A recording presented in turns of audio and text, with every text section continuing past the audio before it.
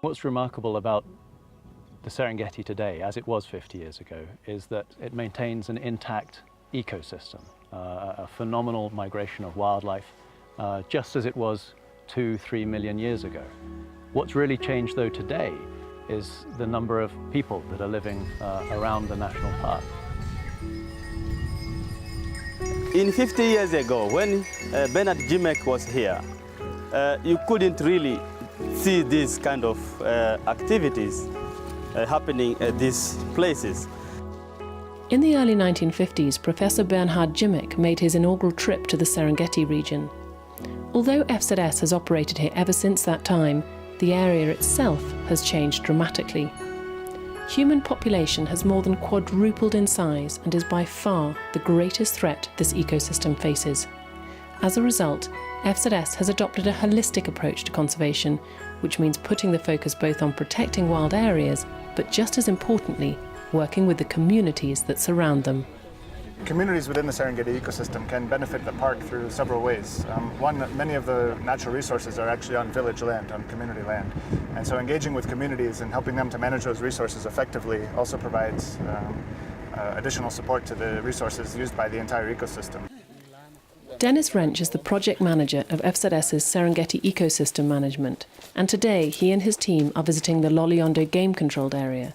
This spans over 4,000 square kilometres of community-owned land on the periphery of Serengeti National Park. The forest here is of critical ecological importance to the Serengeti, as it is the water catchment for both the Grumeti River and Lake Natron.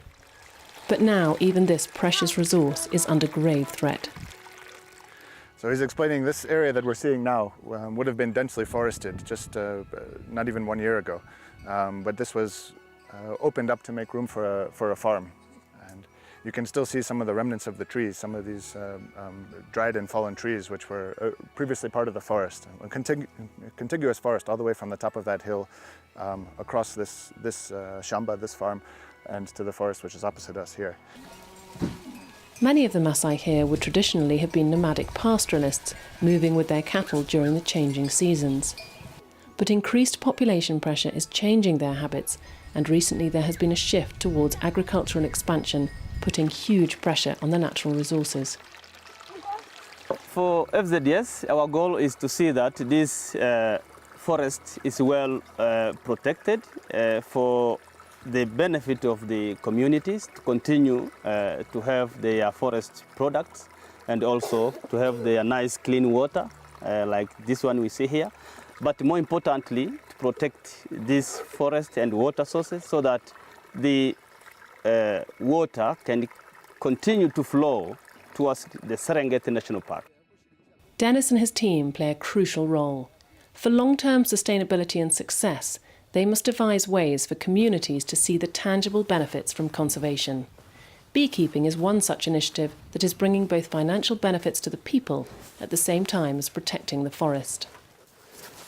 Kwanza sasa hivi jamii walipoona hii mizinga wote wanaanza kuulizia kwamba tutapataje ili nao waingize huku, kwa maana kwamba wameshajua faida kwamba itatoka faida kwa asali na pia msitu. Kwa hiyo nategemea kwamba inatunza. Law enforcement goes hand in hand with forest protection. In this forest, beacons have been placed to demarcate areas set aside by the communities for protection. Village forest scouts have been trained to patrol these areas and enforce regulations. Today they are rehearsing what to do in the event of finding an illegal log cutter. Tulikuwa tunafanya doria ya kawaida sisi kama walinzi wa msitu. Kwa bahati nzuri tumekuta kuna mtu anafanya uharibifu wa msitu. Alikuwa nakata, sisi hapa nakata ni nguzo za kuweka tua ya mifugo. FZS has made major progress with these communities, and consequently the forests are far more protected than they were before. But the battle is far from won. What we have here is a great example of some of the encroachment that we were discussing. Here you have some new farms which have been opened up recently inside the forest. These farms are used for growing maize, growing corn, But unfortunately, some of these farms are even owned by leaders of the village, and this is one of the big challenges that we face, and especially makes the job of these forest scouts who have been working so hard and are so dedicated to patrolling this forest and enforcing it, enforcing the boundaries, that sometimes they have political pressure working against them. But despite the challenges, headway is being made. Community conservation banks, or kokobas, are designed to encourage communities to adopt livelihoods and income streams that do not deplete the natural resources. We're here in Bisarara village with members of Community Conservation Bank, or Kokoba. These members, the group's name is Mkombozi, and they meet every week to contribute money to a common bank. This is the bank box here. After the money accumulates, they take a loan based on the amount of money that they've contributed, and this loan helps them to start businesses. Barrow used to be a bushmeat hunter. Here he shows pictures of the animals he used to kill. So this is a picture that he took of himself, showing how he hides in the bush, hiding from Tanapa Rangers. By joining a Kokoba group, Barrow saved enough money to start up his own carpentry business.